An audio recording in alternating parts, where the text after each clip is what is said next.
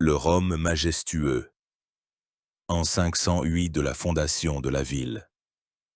Une brume, épaisse et humide, tel un linceul, enveloppe les bas-fonds entre les 7 collines. Dans son voile laiteux se noient les contours des premiers temples du Capitole et des modestes demeures du Palatin. L'air est imprégné des odeurs de terre humide, de la fumée d'innombrables foyers et de la puanteur âcre et insoutenable des immondices qui s'écoulent le long des ruelles vers le futur forum marécageux.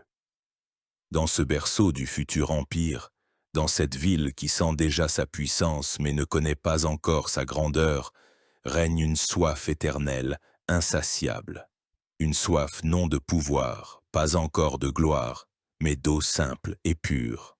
Le Tibre, fleuve jaune et boueux, charrie dans ses eaux maladies et saletés. Les puits, creusés dans le sol rocailleux, sont rares et capricieux, et les quelques sources pures, comme la source de Juturne, sont jalousement gardées par les prêtres comme des dons sacrés des dieux, incapables d'abreuver une population croissante. Le Romain de cette époque naît, vit et meurt à l'ombre de cette soif. Il boit du vin coupé non tant pour le plaisir que pour désinfecter le peu d'eau disponible. Il voit ses enfants dépérir des fièvres nées dans les flaques stagnantes. Il craint le feu, cette flamme dévorante qui peut en un instant réduire sa maison en cendres, car l'eau pour le combattre manque cruellement. Personne ne sait encore que la solution à ce problème existentiel ne viendra ni des prières aux dieux, ni de la conquête de nouvelles terres. Elle naîtra dans l'esprit d'ingénieurs et sera incarnée par les mains de légionnaires et d'esclaves. Elle viendra de loin, des fraîches montagnes albaines, apportant avec elle la vie et la pureté. Elle coulera dans les veines d'un nouveau système, jamais vu auparavant, un système qui deviendra le sang de l'Empire. Et le nom de ce miracle, l'aqueduc. En ce jour glacial, alors que Rome suffoque de sa propre saleté et de sa soif, les fils du destin s'entremêlent déjà pour former un nœud qui changera le cours de l'histoire. Car la cité destinée à régner sur le monde devait d'abord apprendre à maîtriser les éléments. Elle devait soumettre l'eau, et tandis que les rois redoutables cédaient la place aux consuls austères, et que la République romaine menait ses premières guerres désespérées pour sa survie contre ses voisins, Étrusques, Sabins, Volsques, la ville grandissait. Elle grandissait de manière chaotique, spontanée, tel un organisme vivant, dévorant l'espace autour d'elle. Au IVe siècle avant notre ère, Rome n'était plus un simple amas de villages sur des collines. C'était un creuset bouillonnant où se mêlaient tribus et peuples, où le commerce effervescent forgeait les lois. Mais cette croissance avait son côté sombre. Plus la ville devenait grande, plus son talon d'Achille se faisait sentir. L'approvisionnement en eau. Le problème dépassa le simple inconfort quotidien pour devenir une question de sécurité nationale et de survie. Chaque épidémie qui éclatait dans les quartiers surpeuplés était la conséquence de la consommation d'eau insalubre. Chaque sécheresse mettait la ville au bord de l'émeute. Les ingénieurs romains, dont les talents se limitaient encore à l'érection de murailles solides et au tracé de routes robustes, contemplaient avec désespoir les eaux jaunes du Tibre. Le grand fleuve nourricier et protecteur était en même temps le principal empoisonneur. On y jetait les déchets, on y lavait le linge, les effluents des fosses d'aisance surchargées s'y déversaient. Boire cette eau était mortellement dangereux. La première tentative de Rome pour maîtriser l'élément aquatique à l'intérieur de ses murs ne fut pas la construction d'un aqueduc, mais la création d'un système d'égouts. Ce paradoxe ne fait que souligner l'acuité du problème. Avant d'amener de l'eau propre dans la ville, il fallait en évacuer la sale. C'est ainsi que naquit l'une des plus anciennes et des plus durables constructions de Rome, la Cloaca Maxima, ou le Grand Égout. Fondée, selon la légende, sous le 5e roi de Rome, Lucius Tarquin l'Ancien, au VIe siècle avant notre ère, elle était à l'origine un canal à ciel ouvert destiné à drainer la dépression marécageuse entre les collines où s'étendit plus tard le Forum romain. Ce fut un travail titanesque. Des milliers de mains, pendant des décennies, excavèrent des tonnes de terre, renforcèrent les parois du canal avec de la pierre, créant une artère pour l'évacuation des eaux usées et pluviales. Plus tard, déjà à l'époque républicaine, le canal fut couvert d'une voûte en pierre, se transformant en un collecteur souterrain de dimensions incroyables. À certains endroits, sa hauteur atteignait 3 mètres, ce qui permettait d'y circuler en chariot attelé de bœufs. La Cloaca Maxima fut une percée d'ingénierie pour son temps. Elle assécha le forum, en faisant le centre de la vie publique, et améliora considérablement la situation sanitaire de la ville. Mais elle ne résolvait pas le problème principal. Elle ne faisait qu'emporter l'eau sale, sans en donner de propre en retour. Rome continuait de suffoquer de soif. Et voici qu'entre en scène un personnage dont le nom sera à jamais gravé dans les annales non seulement de la politique mais aussi de l'ingénierie. Appius Claudius Secus, ce qui se traduit par l'aveugle. Ce surnom, il ne le recevra qu'à un âge avancé. En 312 avant notre ère, occupant la plus haute et la plus honorable des magistratures, celle de censeur, il était l'un des hommes les plus visionnaires et les plus puissants de la République. Appius Claudius était un homme d'une volonté de fer et d'une énergie titanesque. Patricien issu d'une ancienne lignée, il méprisait l'inertie de l'aristocratie et voyait la grandeur de Rome non seulement dans les victoires militaires, mais aussi dans les accomplissements civils. C'est lui qui lança la construction de la célèbre voie appienne, la Via Appia, surnommée la Reine des routes, qui relia Rome à Capoue et devint une artère stratégique pour les légions et les marchands. Mais en cette même année 312 avant notre ère, alors que les batailles de la deuxième guerre samnite grondaient encore dans le sud, Appius Claudius entreprit un projet encore plus audacieux et révolutionnaire. Il décida d'amener l'eau à Rome, non pas du Tibre, ni d'un puits, mais de loin, de sources pures dans les contreforts des montagnes. C'était une idée qui frisait la folie. Personne n'avait jamais rien construit de semblable à une telle échelle. Cela exigeait des fonds colossaux, des calculs d'une précision extrême et une volonté politique capable de surmonter la résistance des sénateurs conservateurs qui considéraient le projet comme un gaspillage d'argent. Appius Claudius possédait tout le nécessaire. Usant de ses pouvoirs de censeur, il trouva les fonds et engagea les meilleurs ingénieurs. Le projet fut nommé Aqua Appia, l'eau d'Appius. Les sources du nouvel aqueduc furent trouvées à 16 km à l'est de Rome. Le principal défi d'ingénierie consistait à assurer une pente constante sur toute la longueur du tracé, afin que l'eau s'écoule par gravité. La moindre erreur de calcul et le canal de plusieurs kilomètres se serait transformé en un fossé inutile rempli d'eau stagnante. Les arpenteurs romains, utilisant des instruments primitifs comme le corobate, une longue poutre en bois avec une rainure pour l'eau servant de niveau, la libella, un fil à plomb, et la groma, un instrument pour tracer des angles droits, établirent le tracé du futur aqueduc avec une précision incroyable. Mais la principale caractéristique de l'Aqua Appia, dictée par la dure réalité de l'époque, était qu'il était presque entièrement souterrain.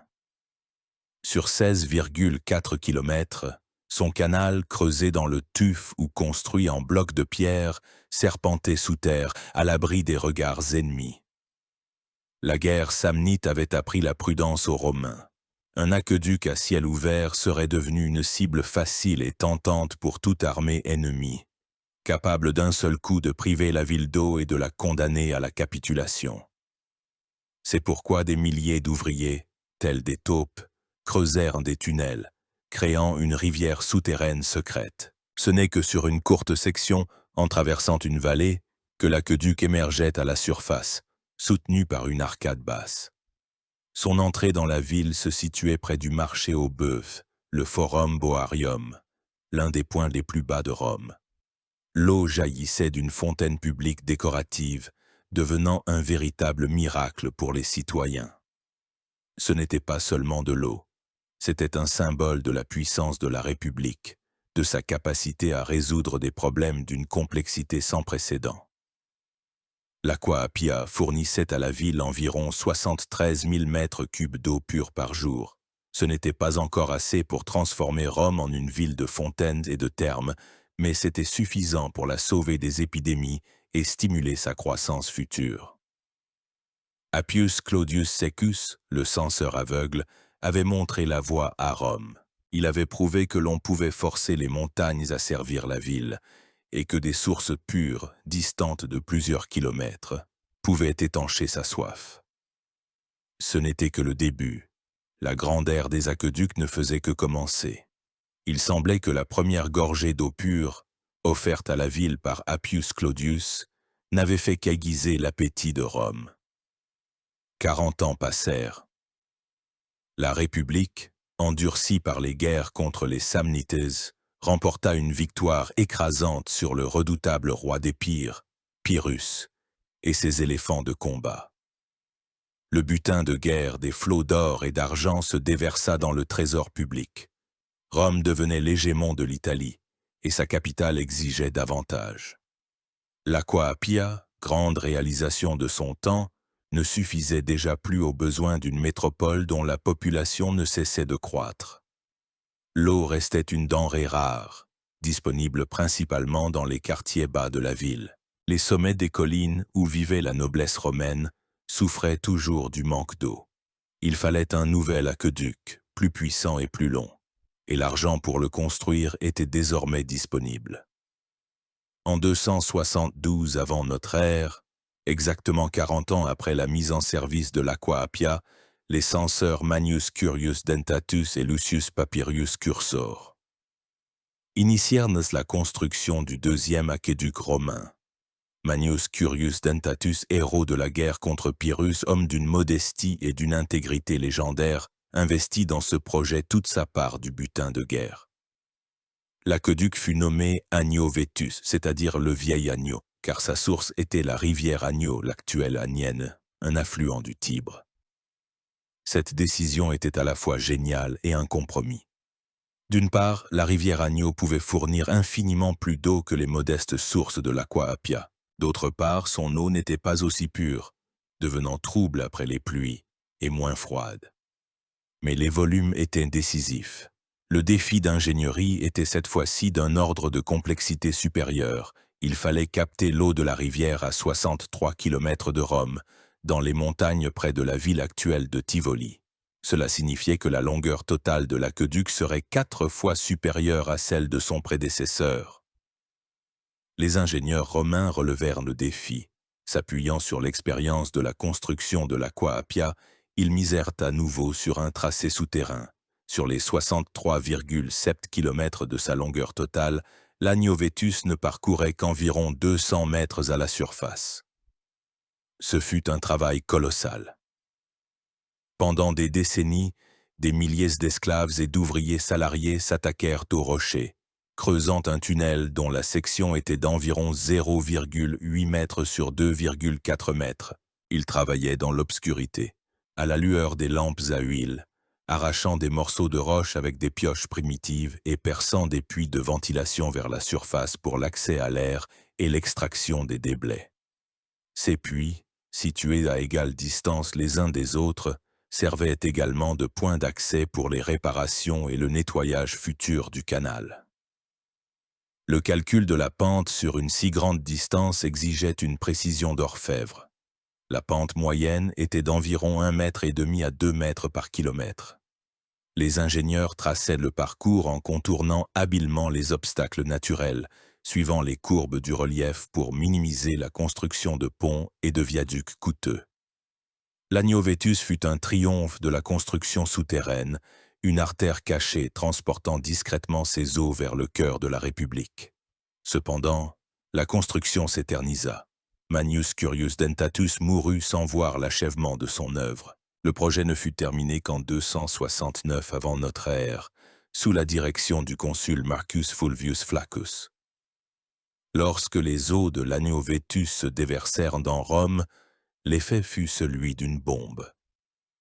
Le nouvel aqueduc fournissait à la ville plus de 175 000 mètres cubes d'eau par jour, soit près de 2 fois et demi plus que l'Aqua Appia. C'était un véritable déluge. Pour la première fois dans l'histoire de Rome, l'eau devint suffisante non seulement pour boire et cuisiner. Elle commença à être utilisée à des fins artisanales, dans les teintureries, les blanchisseries, appelées fouloniquets, les ateliers de poterie. Les premiers bains publics modestes apparurent où les Romains pouvaient non seulement se laver mais aussi socialiser. La culture de l'eau, qui deviendra la marque de fabrique de Rome, commençait à se former. L'eau cessa d'être un luxe pour devenir une partie de la vie quotidienne. Cependant, l'Agno Vetus avait un inconvénient majeur, déjà mentionné, la qualité de l'eau. Elle était dure, souvent trouble, et les Romains l'utilisaient principalement pour des besoins techniques et l'irrigation des jardins. Pour la boisson, ils préféraient toujours l'eau plus pure de l'Aqua Appia. Cela conduisit à une première séparation de l'eau par qualité. Rome apprenait non seulement à consommer l'eau, mais aussi à gérer ses flux, en distribuant des eaux de qualité différentes pour des usages différents. Malgré ses défauts, l'Agno Vetus joua un rôle colossal dans le développement de la ville. Il approvisionna en eau des quartiers nouveaux et plus élevés, favorisant leur peuplement. Il donna une impulsion au développement de l'artisanat et améliora les conditions sanitaires. Rome fit un autre pas de géant vers son statut de métropole. Les deux aqueducs, l'Appia et l'Agno Vetus, fonctionnaient en tandem comme deux cœurs pompant le fluide vital dans les artères de la ville. Mais la percée la plus grandiose était encore à venir.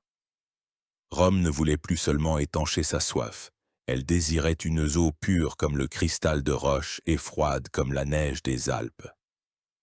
Et elle était prête à en payer le prix.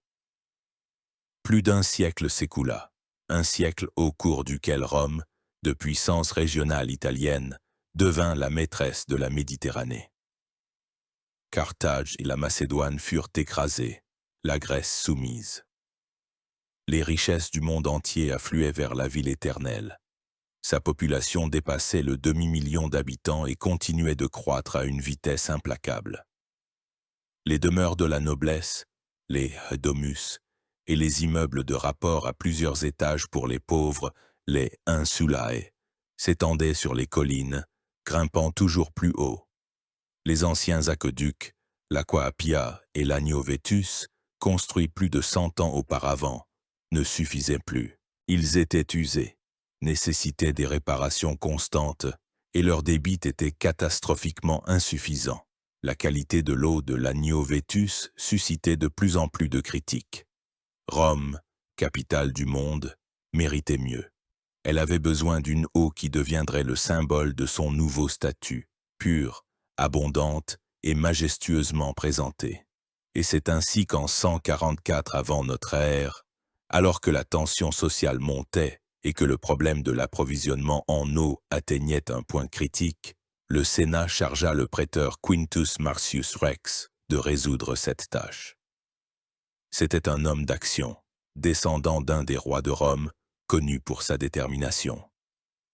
On lui alloua une somme fabuleuse pour l'époque, 180 millions de sesterces, et on lui donna des pouvoirs extraordinaires. La mission de Marcius était double: réparer les anciens aqueducs et en construire un nouveau qui résoudrait une fois pour toutes le problème de la pénurie d'eau de qualité. Quintus Marcius Rex aborda la tâche avec une ambition impériale. Il ne chercha pas de compromis. Il trouva une source d'eau considérée comme la meilleure d'Italie. À 91 km de Rome, dans la vallée de la rivière Anio, jaillissait de la terre des sources cristallines et glaciales. La légende disait que Vénus elle-même s'était baignée dans ces eaux. C'est de là qu'il fut décidé de construire le nouvel aqueduc, qui reçut le nom de son créateur, l'Aqua Marcia. Le projet était sans précédent par son audace et son ampleur. 91 km, une distance qui effrayait même les ingénieurs romains expérimentés. Mais l'idée révolutionnaire n'était pas la distance, mais la manière de la franchir. Marcius et ses ingénieurs décidèrent de renoncer au tracé entièrement souterrain. Pour amener l'eau aux points les plus élevés de Rome, sur la colline du Capitole, il fallait maintenir une altitude maximale sur tout le parcours. Cela signifiait que l'aqueduc devrait traverser des vallées, des ravins et des rivières non pas sous terre mais au-dessus. C'est ainsi que naquit l'idée de construire des structures monumentales en arches, ces fameux aqueducs qui sont aujourd'hui le symbole de la civilisation romaine. Les 11 derniers kilomètres de l'Aqua Marcia, à l'approche de Rome, formaient une grandiose estacade de plusieurs kilomètres composée de milliers d'arches en pierre s'élevant au-dessus de la campagne. Ce n'était pas seulement un ouvrage d'ingénierie, c'était une déclaration de la puissance, de la force et de la richesse de Rome. Le voyageur qui approchait de la ville voyait de loin cette montagne artificielle, ce fleuve de pierre coulant dans le ciel, et comprenait qu'il entrait dans les domaines d'une civilisation qui maîtrisait les lois mêmes de la nature. La construction fut titanesque. Des milliers d'ouvriers extrayaient la pierre des carrières, taillaient les blocs, érigeaient les piliers, les pylônes, construisaient des cintres en bois pour les voûtes des arches. Pour la première fois à une telle échelle, on utilisa un matériau de génie inventé par les Romains, le béton, l'opus caementicium. Un mélange de chaux, de cendres volcaniques, la pouzzolane, et de gravats permettait de créer des structures monolithiques incroyablement solides et durables.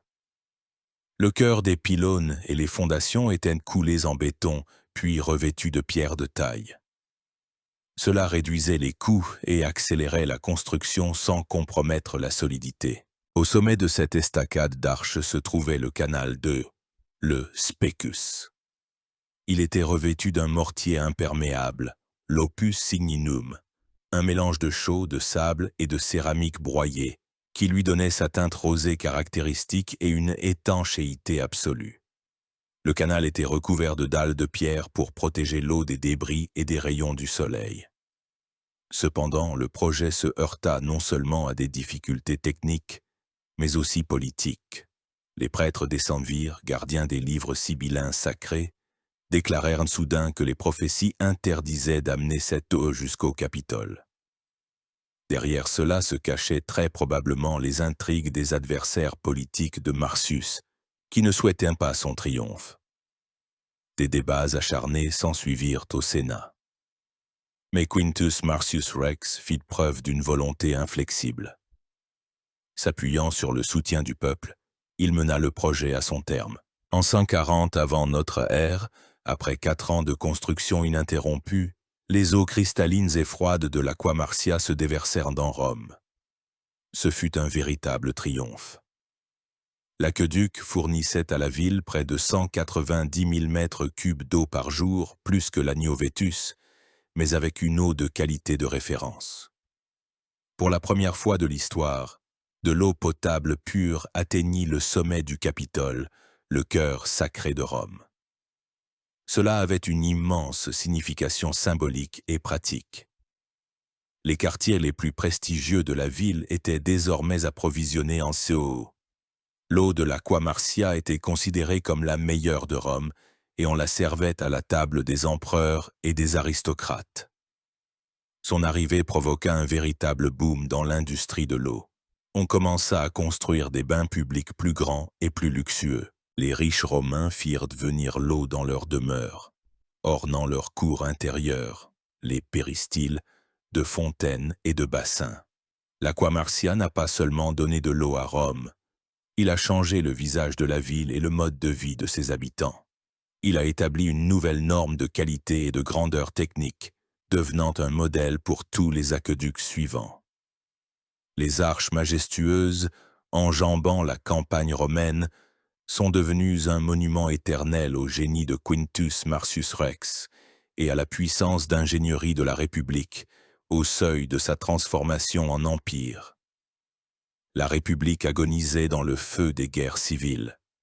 Le cliquetis des épées des légions de César et Pompée, d'Antoine et d'Octave, couvrait le bruit des constructions pacifiques. Pendant des décennies, Rome n'eut plus la tête aux aqueducs. Les anciens systèmes se détérioraient, tombaient en ruine, souffraient du pillage barbare et d'un manque d'entretien. Mais voici que du chaos et du sang naquit une nouvelle ère, l'ère de l'Empire. Et le premier empereur, Octave Auguste, comprit mieux que quiconque que le pouvoir ne repose pas seulement sur la force des légions, mais aussi sur l'amour et le bien-être du peuple. Et quel plus grand bien pour les habitants d'une ville surpeuplée et étouffante que l'abondance d'eau pure. Entre en scène l'une des figures clés de cette époque, le bras droit d'Auguste, son ami, gendre et administrateur de génie, Marcus Vipsanius Agrippa. Si Auguste était le cerveau et la volonté politique du début de l'Empire, Agrippa en était les mains. Brillant général, victorieux de la bataille navale décisive d'Actium, il se révéla dans la vie civile un bâtisseur et organisateur non moins talentueux. En 33 avant notre ère, occupant le poste d'édile, magistrat responsable des affaires urbaines, Agrippa se plongea corps et âme dans la résolution du problème de l'eau à Rome. Son énergie était inépuisable et ses ressources pratiquement illimitées. Il commença par une révision et une restauration complète des aqueducs existants. Sur ses propres fonds immenses, il engagea 240 esclaves, créant le premier service permanent de surveillance et de réparation des aqueducs de l'histoire de Rome. Cette équipe, une véritable garde de l'eau, nettoyait les canaux des dépôts calcaires, le Sentier, colmatait les fissures, réparait les arches. Agrippa inspectait personnellement les longs tunnels souterrains, n'hésitant pas à descendre sous terre pour évaluer l'ampleur des travaux. Mais Agrippa ne se limita pas à la restauration. Il comprenait que la nouvelle Rome impériale avait besoin de nouvelles artères hydrauliques. La même année, en 33 avant notre ère, il construisit l'aqueduc Aqua Julia. Cet aqueduc prenait sa source près de celle de l'Aqua Tepula, construit plutôt en 125 avant notre ère, et connu pour son eau tiède, et arrivait à Rome par les arches de l'Aqua Marcia déjà existant, dans un canal superposé. C'était une solution d'ingénierie astucieuse qui permit d'économiser des sommes considérables. L'Aqua Julia ajouta à la ville environ 50 000 mètres cubes d'eau supplémentaires par jour. Mais le chef-d'œuvre d'Agrippa fut l'aqueduc Aqua Virgo, ou l'eau de la Vierge, construit en 19 avant notre ère. Une belle légende est associée à sa création. Alors que les ingénieurs d'Agrippa cherchaient en vain une nouvelle source d'eau pure aux alentours de Rome, une jeune fille vint à leur aide. Elle montra aux soldats une source d'eau cristalline qui devint le point de départ du nouvel aqueduc. En souvenir de cet événement, l'aqueduc reçut son nom. L'Aqua Virgo était unique. Sa longueur était d'environ 21 km et, comme les premiers aqueducs, il était presque entièrement souterrain. Ce choix ne fut pas dicté par la peur des ennemis, mais par le désir de préserver la basse température et la pureté de l'eau. Sa principale caractéristique était sa très faible pente et son entrée basse dans la ville. Il n'était pas destiné à alimenter les collines, mais à desservir le nouveau quartier grandiose qu'Agrippa construisait sur le champ de Mars. Ce sont les eaux de l'Aqua Virgo qui alimentèrent les Principes, les premiers thermes impériaux monumentaux de Rome, les thermes d'Agrippa, ainsi que le célèbre Panthéon et des centaines de fontaines dans ce quartier. L'Aqua Virgo fournissait plus de 100 000 mètres cubes d'eau excellente par jour et était si bien conçu qu'il fonctionne encore aujourd'hui, alimentant notamment la célèbre fontaine de Trévi à Rome. Agrippa ne se contentait pas de construire des aqueducs, il créa tout un système. Il recensa tous les points de distribution d'eau publique et privée. Il construisit 700 bassins de distribution, Lacus, 500 fontaines, Saliente et 130 châteaux d'eau, Castella. Il installa 300 statues et colonnes de bronze et de marbre pour orner ses ouvrages, transformant un système d'approvisionnement utilitaire en une œuvre d'art. L'eau devint un élément important de la propagande impériale. L'abondance d'eau pure, accessible à tous, du sénateur au plébéien indigent, était la preuve visible de la sollicitude de l'empereur envers son peuple, le symbole de l'âge d'or inauguré par le règne d'Auguste. Le summum de l'utilisation de l'eau comme instrument de pouvoir et de divertissement fut un autre projet d'Auguste, réalisé avec les eaux d'un autre aqueduc, l'Aqua Alsietina. Cet aqueduc, construit en 2 avant notre ère, était unique en ce qu'il n'amenait pas à la ville de l'eau potable mais de l'eau non potable du lac Alsietinus, aujourd'hui Martignano. Sa qualité était médiocre, mais son volume était immense. Et il était destiné à un seul et unique mais grandiose objectif, remplir un lac artificiel géant creusé sur la rive droite du Tibre. C'était la Naumachie d'Auguste, une arène pour la mise en scène de grandioses batailles navales. Le lac mesurait 533 mètres sur 355. Dans ses eaux pouvaient s'affronter de véritables birèmes et trirèmes avec des milliers de rameurs et de guerriers. C'était un spectacle sans précédent qui frappait l'imagination des contemporains.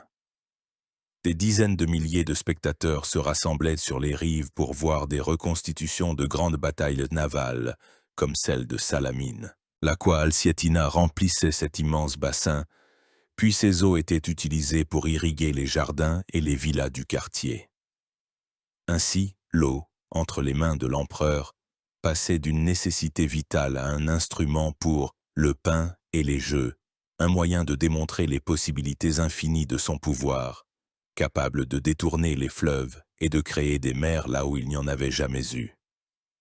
L'époque d'Auguste et d'Agrippa changea à jamais la relation de Rome avec l'eau. De simple besoin, elle se transforma en culte, en fondement de la civilisation, en symbole de la puissance et de la prospérité impériale. L'âge d'or d'Auguste était révolu. La dynastie des Julio-Claudiens, se succédant sur le trône, offrit à Rome et au monde une galerie de personnages, des souverains sages aux tyrans fous. Mais quoi qu'il se passât dans les salles des palais impériaux, quels que soient les intrigues tramées au Sénat, la ville continuait de croître. Rome s'était transformée en un véritable melting pot, un aimant attirant des gens de tous les coins de l'immense empire. La population approchait le 1 000 000 d'habitants. Et cette fourmilière humaine commença de nouveau à ressentir la soif. Les aqueducs construits par Agrippa étaient magnifiques, mais ils ne suffisaient plus. Il fallait de nouveaux projets, encore plus grandioses, capables d'élever la barre de l'art de l'ingénierie à des hauteurs jamais vues. Et c'est ainsi qu'à l'aube d'une nouvelle ère, en 38 de notre ère, monte sur le trône l'empereur Caius Julius Caesar Augustus Germanicus, plus connu sous son surnom de Caligula. Son règne court et odieux est entré dans l'histoire comme une période d'excentricité, de cruauté et de dépenses folles. Cependant, parmi ses projets, comme la construction d'un pont de navires à travers le golfe de Naples, il y eut une initiative véritablement utile et visionnaire. Caligula prit conscience de l'acuité de la crise de l'eau et lança la construction simultanée de 2 nouveaux aqueducs colossaux. Il ne vécut pas assez longtemps pour les voir achevés, tombant sous les épées des conspirateurs. Mais son œuvre fut poursuivie et achevée en triomphe par son oncle et successeur, l'empereur Claude. En 52 de notre ère, après 14 ans de construction, les eaux de l'Aqua Claudia et de l'Agno Novus se déversèrent dans Rome. Ce n'était pas simplement un autre projet de construction, c'était l'apothéose de la pensée d'ingénierie romaine, le sommet de la gigantomanie et le symbole de la puissance indestructible de l'Empire à l'apogée de sa gloire. Ces 2 aqueducs sont à juste titre considérés comme les plus grands de tous ceux qui furent construits à Rome. L'Aqua Claudia, c'est-à-dire l'eau de Claude, prenait sa source dans les mêmes sources très pures que l'Aqua Marcia, mais à plus haute altitude. Sa longueur était d'environ 69 km. L'Agno Novus, ou le Nouvel Agno, était encore plus long, 87 km. Il captait, comme son homonyme plus ancien, l'eau de la rivière Agno, mais beaucoup plus en amont, ce qui permettait de l'amener en ville à une altitude maximale. Mais la principale caractéristique de ce double projet était sa puissance visuelle. Les ingénieurs de Claude furent confrontés à la nécessité de traverser la large et plate plaine de la Campanie aux abords de Rome, tout en maintenant une altitude considérable, et ils créèrent un chef-d'œuvre. Sur près de 10 kilomètres, les deux aqueducs empruntaient la même grandiose estacade d'arches. Le canal de l'Aqua Claudia passait en bas, et juste au-dessus était construit celui de l'Agno Novus.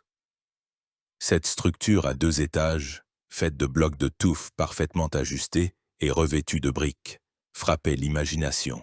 Ces arches, atteignant jusqu'à 32 mètres de hauteur, s'élevaient au-dessus du sol, telles des portes triomphales se répétant jusqu'à l'horizon. C'était une chaîne de montagnes artificielles, traversant le paysage et proclamant avec autorité la présence de Rome. Au point où les aqueducs croisaient 2 routes importantes, la Via Praenestina et la Via Labicana, furent érigées des portes monumentales doubles, connues aujourd'hui sous le nom de Porta Maggiore. À l'origine, ce n'était qu'une section de l'aqueduc, mais elle fut décorée avec un tel luxe et une telle majesté, avec un attique portant des inscriptions élogieuses en l'honneur de Claude, qu'elle devint l'un des symboles les plus reconnaissables de la ville. La construction se heurta à d'énormes difficultés. La qualité de l'eau de l'Agno Novus, prélevée dans la rivière, était instable. Après les pluies, elle devenait trouble.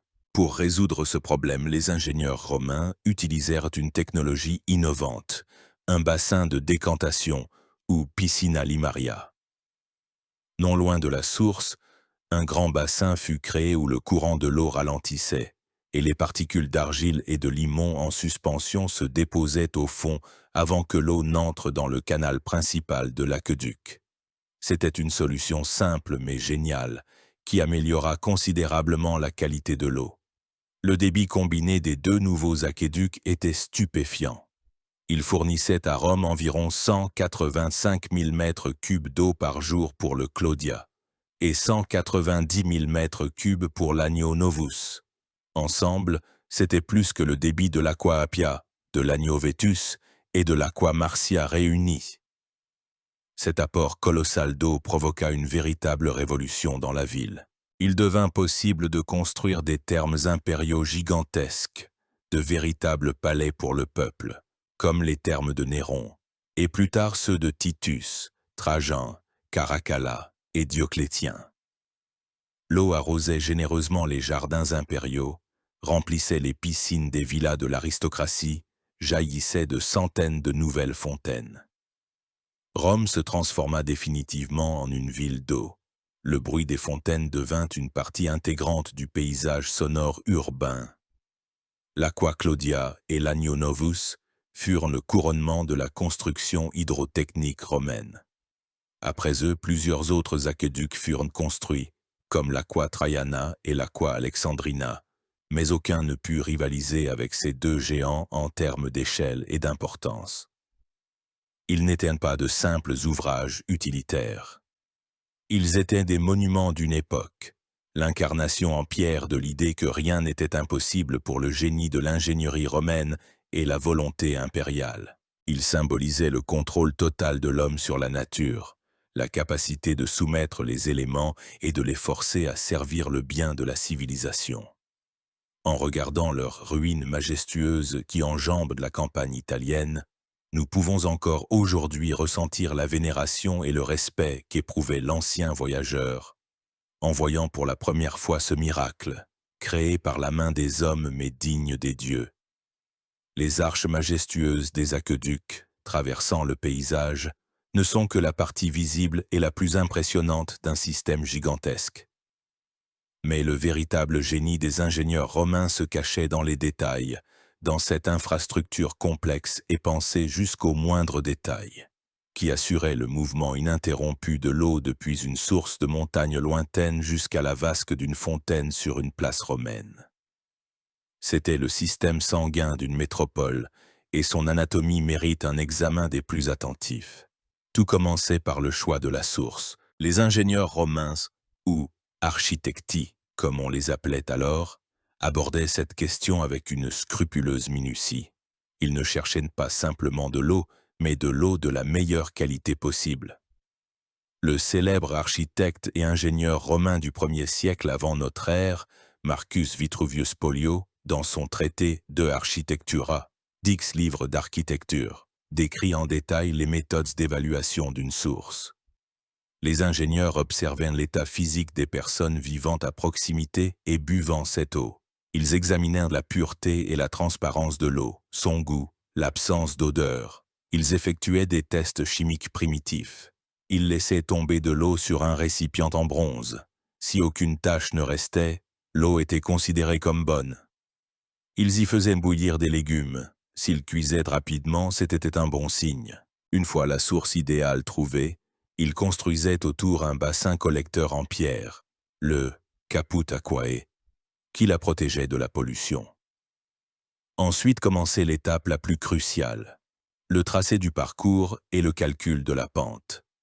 La pente idéale, selon Vitruve, était de 0,1 à 0,5%, soit une dénivellation d'1 à 5 mètres par kilomètre.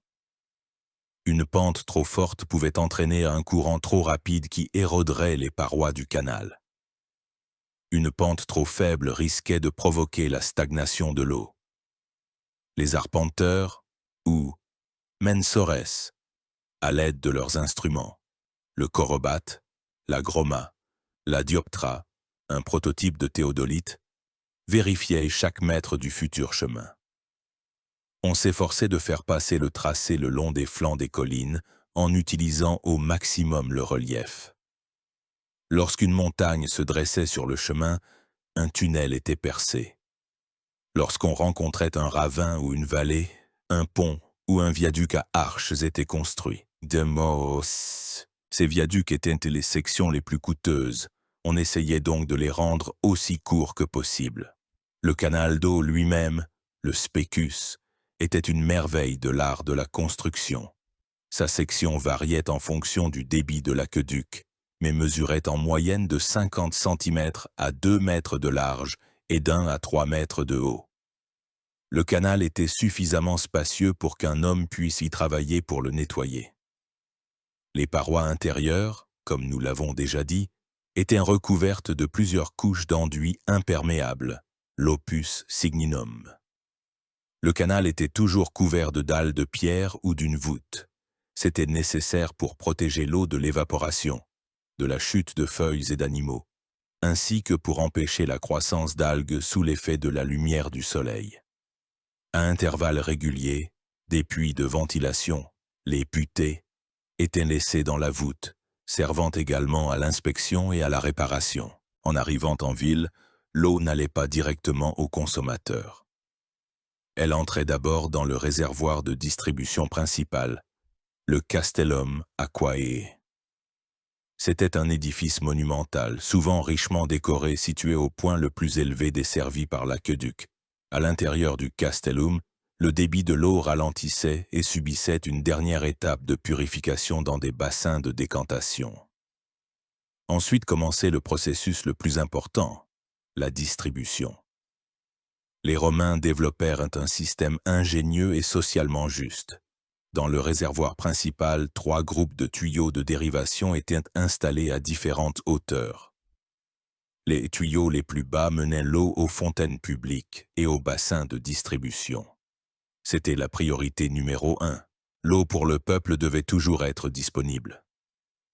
Les tuyaux situés un peu plus haut approvisionnaient les bains publics, les thermes, et seuls les tuyaux les plus élevés, par lesquels l'eau ne coulait que lorsqu'elle était en abondance, étaient destinés aux consommateurs privés, les villas des riches, les ateliers d'artisans ayant reçu une autorisation spéciale de l'empereur. Ce système garantissait que même en cas de sécheresse ou de panne de l'aqueduc, lorsque le niveau de l'eau baissait, les usagers privés étaient coupés en premier, puis les bains, mais les fontaines publiques continuaient de fonctionner jusqu'au dernier moment. Depuis les châteaux d'eau, l'eau se propageait dans la ville à travers un réseau complexe de tuyaux en plomb, les fistulae. Les Romains étaient des maîtres dans la fabrication de ces tuyaux. Ils étaient fabriqués en enroulant d'une feuille de plomb et en soudant le joint. De nombreux tuyaux portaient un poinçon avec le nom du fabricant, le nom du propriétaire de la maison où menait le tuyau et parfois le nom de l'empereur qui avait accordé l'autorisation. Ces poinçons sont aujourd'hui une source d'informations inestimable pour les archéologues. L'utilisation du plomb a donné naissance dans l'historiographie moderne à la théorie du plomb du déclin de Rome, selon laquelle un empoisonnement massif au plomb aurait entraîné une baisse de la natalité et une dégénérescence de l'aristocratie. Cependant, la plupart des chercheurs modernes sont sceptiques. Premièrement, l'eau des aqueducs était très dure, et les tuyaux se recouvraient rapidement à l'intérieur d'une épaisse couche de dépôts de calcaire qui isolait l'eau du contact avec le plomb. Deuxièmement, la majorité des Romains buvaient l'eau non pas des robinets domestiques, mais des fontaines publiques, où elle arrivait par des canaux en pierre. Tout ce système gigantesque exigeait une surveillance et un entretien constant. Une administration publique spéciale, la Cura Aquarum, s'en chargeait. À sa tête se trouvait un curateur, le Curator Aquarum, un sénateur de haut rang nommé personnellement par l'empereur. Sous ses ordres se trouvait tout un personnel d'ingénieurs, de techniciens, de surveillants et d'ouvriers, les aquarii. L'un des curateurs les plus célèbres fut Sextus Julius Frontinus, qui vécut à la fin du 1er siècle de notre ère. Son traité sur les aqueducs de la ville de Rome, de Aquaeductu Urbis Romae, est un document inestimable décrivant en détail la structure des 11 aqueducs existants à l'époque, leur débit, la qualité de l'eau et les principes de distribution. Frontin était un administrateur méticuleux et honnête. Il lutta contre le problème principal, les branchements illégaux. De nombreux Romains entreprenants perçaient secrètement des tuyaux dans les conduites publiques, volant de l'eau pour leurs villas et jardins. Frontin organisait des inspections, démasquait les voleurs d'eau et les punissait de lourdes amendes. Un autre problème constant était le nettoyage des canaux des dépôts calcaires, le seintier. Au fil des décennies, une épaisse couche de carbonate de calcium s'accumulait sur les parois, rétrécissant le passage et réduisant le débit. Les ouvriers descendaient régulièrement dans les canaux et détachaient ces dépôts qui, soit dit en passant, étaient un matériau de construction précieux. Ce système complexe, à plusieurs niveaux et parfaitement organisé, était une véritable merveille pour son temps. Il démontre que le génie romain ne résidait pas seulement dans la capacité à construire des édifices grandioses, mais aussi dans l'aptitude à créer des structures administratives et logistiques efficaces pour leur exploitation. L'Osée, déferlant sur Rome par les artères des aqueducs, n'a pas seulement étanché sa soif physique, elle a transfiguré l'âme même de la ville, donnant naissance à une civilisation unique du loisir et de la vie publique, dont les deux piliers étaient les thermes et les fontaines. L'eau a cessé d'être une simple ressource. Elle est devenue esthétique, divertissement, remède et un élément crucial de l'interaction sociale. Si les aqueducs étaient le système sanguin de Rome, les thermes en étaient sans aucun doute le cœur. Le mot thermes vient du grec thermos, qui signifie chaud, mais les thermes romains étaient bien plus que de simples bains publics. C'étaient de colossaux complexes multifonctionnels, de véritables palais du peuple où, pour une somme symbolique, et souvent même gratuitement, tout citoyen romain, du sénateur au plébéien, pouvait passer une journée entière à prendre soin de son corps et de son esprit. Les plus grands thermes impériaux, comme ceux de Caracalla ou de Dioclétien, s'étendaient sur des dizaines d'hectares et pouvaient accueillir des milliers de visiteurs simultanément. C'étaient de véritables villes dans la ville, avec des intérieurs luxueux, ornés de marbre, de mosaïques et de statues. Se rendre aux thermes était un rituel. En arrivant, le Romain entrait d'abord dans l'Apoditerium, un vaste vestiaire avec des niches dans les murs pour ranger ses vêtements. De là, il commençait son parcours balnéaire classique. Il passait d'abord par le tepidarium, une salle tiède conçue pour que le corps s'habitue progressivement à la chaleur. Venait ensuite le caldarium, le bain chaud, véritable royaume de vapeur et de chaleur. On y trouvait des bassins d'eau chaude, et le sol et les murs étaient constamment chauffés par en dessous grâce à un ingénieux système de chauffage central, l'hypocauste. L'air surchauffé des fourneaux circulait dans un espace sous le plancher, soutenu par de petites piliers de briques, et par des canaux spéciaux à l'intérieur des murs, transformant toute la pièce en un immense four. Dans le caldarium, les Romains prenaient des bains de vapeur, transpiraient pour nettoyer leurs pores, et des esclaves, à l'aide d'un racloir spécial, le strigile, nettoyant leur corps de la saleté et de l'huile d'olive utilisée en guise de savon. Après le caldarium, le visiteur passait au frigidarium, une grande salle avec un immense bassin d'eau froide où il se plongeait pour se rafraîchir et refermer les pores. Mais les procédures balnéaires n'étaient qu'une partie de l'expérience. Les thermes étaient le centre de la vie sociale. Ils comprenaient des palestres, des espaces ouverts pour le sport, où l'on pouvait jouer à la balle, lutter ou s'exercer avec des haltères. Il y avait des bibliothèques avec des parchemins grecs et latins, des salles de réunion et de débats philosophiques, des jardins pour la promenade. Dans les thermes, on concluait des affaires, on discutait des nouvelles politiques, on tissait des intrigues. Il y avait des tavernes où l'on pouvait manger un morceau et boire du vin. Essentiellement, les thermes remplaçaient pour les Romains les clubs, centres de fitness, spas, parcs et centres culturels modernes, tout à la fois. C'était un espace absolument démocratique où les barrières sociales s'estompaient. Dans les nuages de vapeur et le clapotis de l'eau, un pauvre pouvait se retrouver à côté d'un aristocrate, discutant des derniers potins de la ville. L'existence de ces complexes gigantesques aurait été impossible sans les aqueducs. Les thermes de Caracalla, par exemple, consommaient des dizaines de milliers de mètres cubes d'eau par jour, qui circulaient constamment, remplissant les bassins avant de s'écouler dans les égouts, les nettoyant au passage. Les fontaines furent une autre manifestation du culte de l'eau.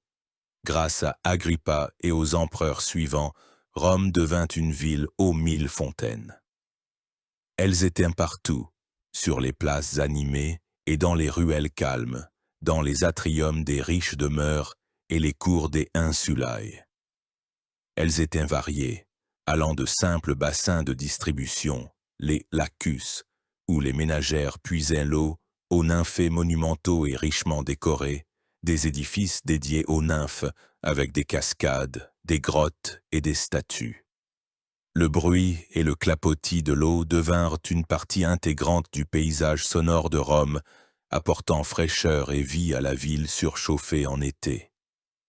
Les fontaines n'étaient pas seulement une source d'eau, elles étaient des œuvres d'art, des éléments de design urbain, des lieux de rencontre. On se donnait rendez-vous près d'une fontaine, on y échangeait les nouvelles, on s'y reposait à l'ombre. De plus, l'eau des aqueducs jouait un rôle colossal dans l'hygiène. Les surplus d'eau des fontaines et des thermes n'étaient pas perdus. Ils étaient dirigés vers le système des gouttes, y compris la célèbre Cloaca Maxima, et le rinçaient continuellement, emportant les immondices vers le Tibre. C'était un mécanisme gigantesque et efficace qui, malgré une densité de population énorme, aidait à maintenir un niveau d'hygiène acceptable à Rome et à prévenir les épidémies. L'eau était également utilisée dans l'industrie. Dans les Fulonicae, blanchisseries et teintureries, qui nécessitaient d'énormes quantités d'eau pour laver et blanchir les tissus, souvent avec de l'urine, dans les ateliers de poterie et de tannerie. Il existait même des moulins à eau, actionnés par le courant des aqueducs, qui moulaient le grain pour des centaines de milliers d'habitants. Ainsi, les aqueducs sont devenus le fondement sur lequel toute la vie quotidienne de la métropole romaine a été construite. Ils ont assuré un niveau de confort et d'hygiène impensable pour le monde antique. Ils ont créé les conditions pour l'émergence d'une culture unique du loisir et de la vie sociale, accessible à toutes les couches de la population. Les thermes et les fontaines de Rome sont l'héritage direct et le plus éclatant des grands aqueducs, la preuve visible de la manière dont une merveille d'ingénierie peut transformer non seulement un paysage, mais aussi le mode de vie de toute une civilisation. Comme toutes les grandes choses, l'Empire romain n'était pas éternel. À partir du IIIe siècle de notre ère, il commença à être secoué par des crises internes, des guerres civiles et des raids de tribus barbares. Le majestueux édifice, construit au fil des siècles, commença à se fissurer. Et son système le plus complexe et le plus vulnérable, le système des aqueducs, fut l'un des premiers à sentir le souffle du déclin. L'entretien de milliers de kilomètres de canaux, d'archets et de tuyaux exigeait d'énormes ressources, un pouvoir centralisé et la paix. Tout cela se faisait de plus en plus rare dans l'Empire tardif. Les travaux de réparation devenaient moins fréquents, les ingénieurs qualifiés manquaient, les aqueducs se dégradaient, les canaux s'obstruaient, les arches s'effondraient. Le coup fatal au système d'approvisionnement en eau de Rome fut porté par les guerres gothiques au VIe siècle. En 537, lors du siège de Rome par le roi ostrogoth Vitiges, les Goths employèrent une tactique qui se révéla plus efficace que n'importe quel assaut. Ils détruisirent systématiquement tous les aqueducs menant à la ville. Ils ne se contentèrent pas de percer des brèches dans les arcades, mais anéantirent méthodiquement de longues sections, rendant toute réparation rapide impossible. Pour une ville d'1 million d'habitants, habituée à l'abondance d'eau, ce fut une catastrophe. Les fleuves qui coulaient dans le ciel se tarirent. Les milliers de fontaines se turent, les thermes gigantesques se vidèrent et refroidirent, se transformant en carcasses de pierres inutiles sans eau. La vie à Rome s'arrêta. Les conséquences furent terribles. La population, privée d'eau pure, fut contrainte de revenir aux sources qu'utilisaient ses lointains ancêtres 1000 ans plus tôt. Les eaux troubles du Tibre et les quelques puits. La ville fut submergée par les épidémies. Sans eau, l'artisanat s'arrêta. Les gens commencèrent à quitter les collines déshydratées pour descendre vers le fleuve, dans le quartier du Champ de Mars. La métropole autrefois florissante, capitale du monde, commença à se réduire à une vitesse vertigineuse. En quelques décennies, sa population chuta de plus d'1 million à 30 ou 40 000 habitants. La Rome médiévale n'était plus que l'ombre pâle de son passé impérial, un amas de villages au milieu de ruines majestueuses. Les arches monumentales des aqueducs, privées de leur fonction, devinrent une partie intégrante du paysage rural. Les habitants locaux les démantelèrent pour leurs matériaux de construction, le bétail paissait dans leurs ruines et les oiseaux nichaient dans les anciens canaux. Pendant 1000 ans, Rome plongea dans une ère de soif et d'oubli. Seul un aqueduc, l'Aqua Virgo, grâce à son tracé principalement souterrain, échappa à la destruction totale et continua de fonctionner tant bien que mal, approvisionnant l'un des quartiers de la ville. Mais le génie des ingénieurs romains n'était pas mort. Il était seulement en sommeil, attendant son heure.